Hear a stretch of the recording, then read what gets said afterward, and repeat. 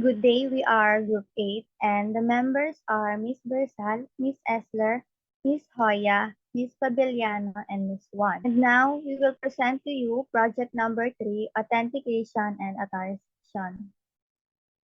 So, here's the problem. Someone can enter the system with or without account, and the fraud can access sensitive data such as financial data, payroll, balances, bank accounts, and many more.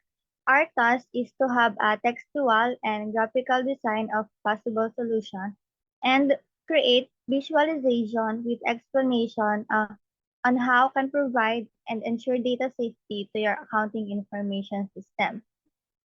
So first, what is authentication? Authentication, it is the process of verifying the identity of a user or device attempting to access a system. It is a security mechanism that helps ensure that only authorized users gain access to system and sensitive data. In general, authentication involves an exchange of credentials between the user and the system, and verification by the system that the credentials provided are valid. The function of authentication is to provide a means of confirming that the users or devices can access sensitive information or perform privileged tasks. Authentication system can use various methods to verify users or device identities, including passwords, biometric factors, smart cards, digital certificates, and more, depending on the level of security needed.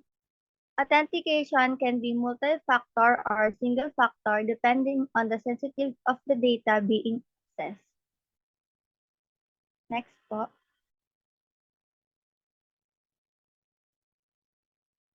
The importance of authentication is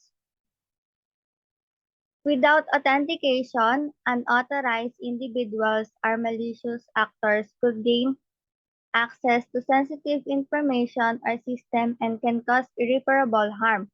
Authentication is an essential part of any security strategy, particularly in highly regulated industries, where data privacy and confidentiality laws require strict authentication measures. Proper authentication ensures that only authorized users or devices can access sensitive assets and helps prevent data breaches, loss, or corruption. So now, here's Ms. Paviliano to present authentication.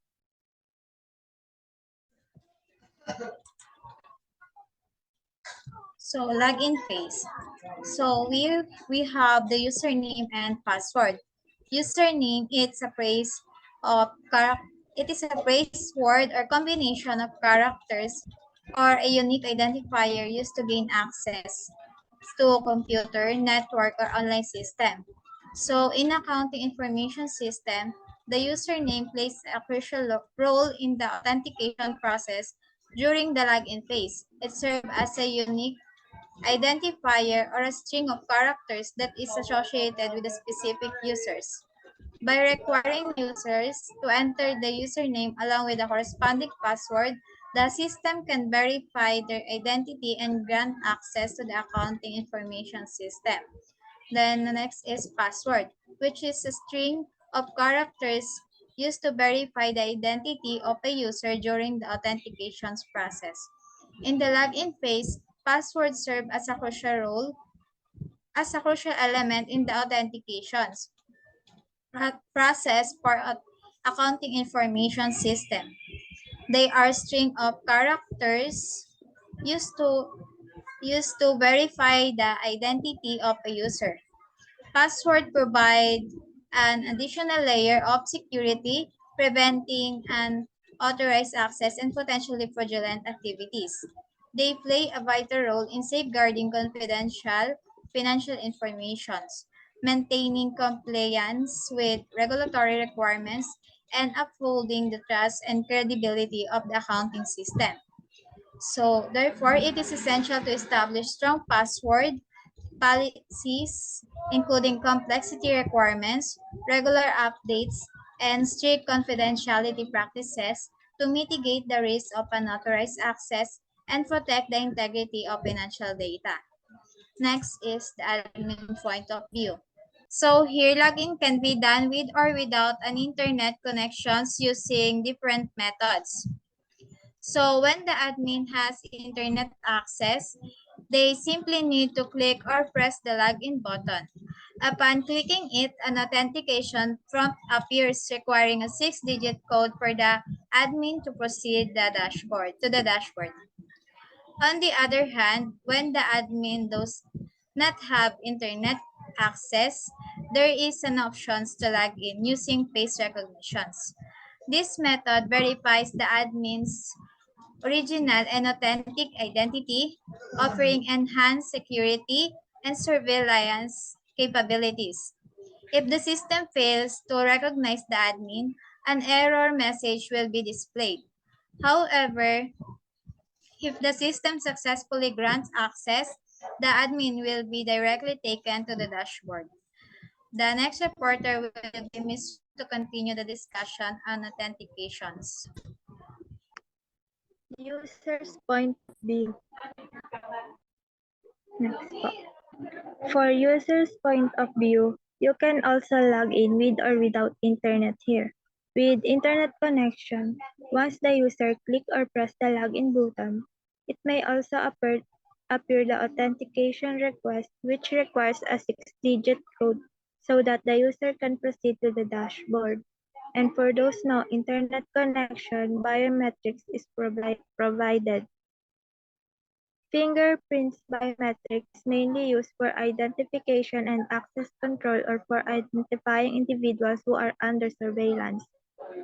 Biometric technology uses unique physical or behavioral attributes that are individual and not replicable. Fingerprints are a method of identifying a person and they are specific to each individual. When you are not recognized by the system, there is another option which is the logbook.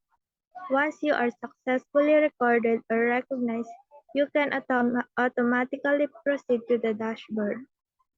That's all for authentication. And to continue the presentation, here is Ms. Bersal. So authorization, it is essential aspect of computer security and access control. Ini-ensure nito na only authorized user lamang pwede makapag-perform ng certain actions or access certain information. It establish the boundaries and restriction for user activities base sa kanilang roles, responsibilities, and organizational requirements. Kumbaga, sa example namin is only admin lang ang pwedeng makakita na information ng employee. So, function defines what action or resources a user or device is allowed to access once they have been authenticated. It is a process of granting or denying access to resources based on a user level of privilege or permission. So, yung primary function ng authorization is to enforce security and para maprotektahan yung sensitive information or resources. Ini-establish din ito yung mechanism to control access upang maiwasan ang mga unauthorized user from gaining entry to confidential data, system, or functionalities.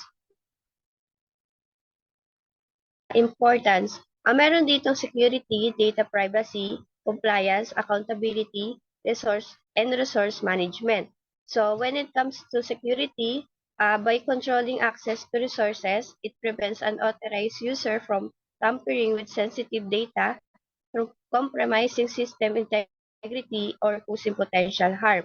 So, to data privacy, yung authorization is tinutulungan nito para maprotektahan yung sensitive information from being accessed or manipulated by an authorized individual. Ini-ensure din nito na yung only authorized user lang ang pwede maka-view, modify, or delete data, safeguarding data privacy, and preventing data breaches. So when it comes to compliance, yung authorization mechanism, tinutulungan nito ma-meet yung compliance standard by defining access control and maintaining an auditable record of user activities. So when it comes to accountability, yung authorization is inaalaw niya yung organization to assign individual accountability by associating action with a specific user. enables din ito yung traceability and accountability for any action performed within the system, but facilitating investigation and auditing process. So lastly, when it comes to resource management, by ensuring that users have appropriate access to the resources, kailangan nilang i-perform yung kanilang task. Dito, tinutulungan nila yung authorization para ma-prevent yung unauthorized usage, misuse, or overutilization of resources. Inaano din ito yung pag-optimize ng resources allocation sa loob ng isang organization. So, by implementing appropriate authorization mechanism sa isang company, yung organization is may ensure nila na yung only user lang ang merong appropriate privilege and permission to align with their job responsibilities. So, to discuss the example Wireframe about authorization, here's Miss Hoya.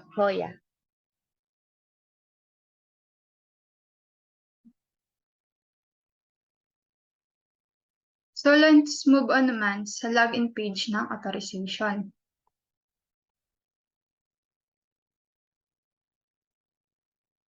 Next po. So, for example, a lending company use this system. So, syempre, kahit na admin ka or user, need mong dumaan sa login page. Sa login page, need mo ng username and password. Username allows users to input their chosen username para ma-authenticate ang kanilang identity at makapag-gain ng access sa system. While naman sa password, it allows users to enter their confidential password kung saan nag-ensure na ito na walang unauthorized individuals ang maka-access sa kanilang account. Next po is the admin point of view. So sa admin point of view, after successfully logging in, the admin will directly go to the dashboard. So sa viewing all transactions, since po ang admin ay identified as an authorized person, kapag kinlik ni admin ang transaction tab, makikita niya ang mga comprehensive overview of past financial activities within the system. Next po.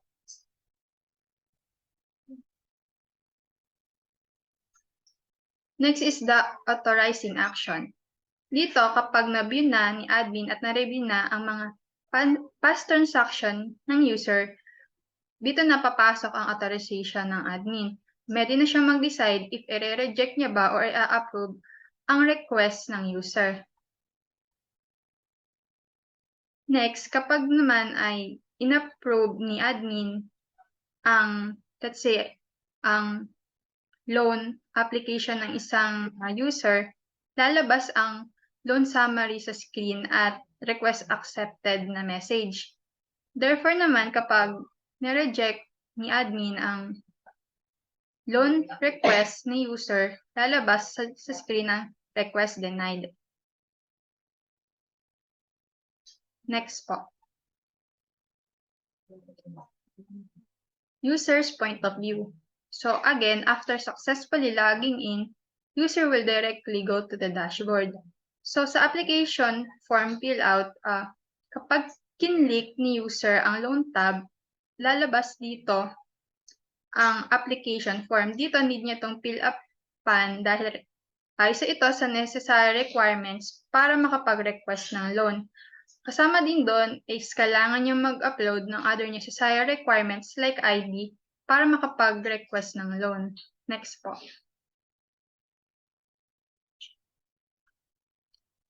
Next is the pending request approval. So after nga na makapag-fill out ng application form si user at ma-upload ang other necessary requirements, makakapag-successfully na siyang kapag-pasa ng application form. So sa screen niya, lalabas na pending na yung approval niya at lalabas ang kanyang loan summary. Kapag in-approve na ni admin ang kanyang application request or ang kanyang loan request, lalabas sa screen niya ang congratulations na message at pwede niyo makita yung other details tungkol dito.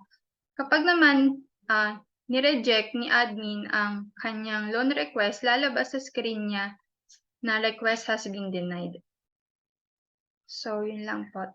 Thank you.